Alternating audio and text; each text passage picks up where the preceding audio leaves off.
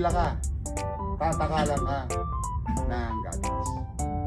Powder, tatakalan ka. Yan ka, ito. Tama po daw, tamo sa mga manonood. O yan, pipila ka, bata. Takal lang gatas. Eh syempre, di mo naman nyanyangga, hindi. Titilapon lahat sa mukha mo yun. Puputasan mo to. Hindi ka nalalagyan ng tubig, pulburon Hindi! Kaya kinakain mo yung Nutriban. Basag na pa nga mo, hindi pa ubus yung Nutriban. Sa laki. Tapos yung gatas, yan. Parang dessert mo dito. Oh, ay sarap eh.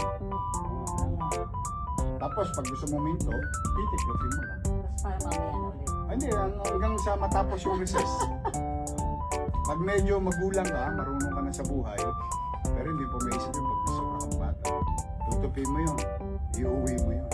Para may gatas yung kape ng nanay mo. Ilan taong kayo nun, Yorme? I think I was 7, 8 years old. Grade school po. Grade school. Bata, ano, tinan mo kung may nakaka-relate.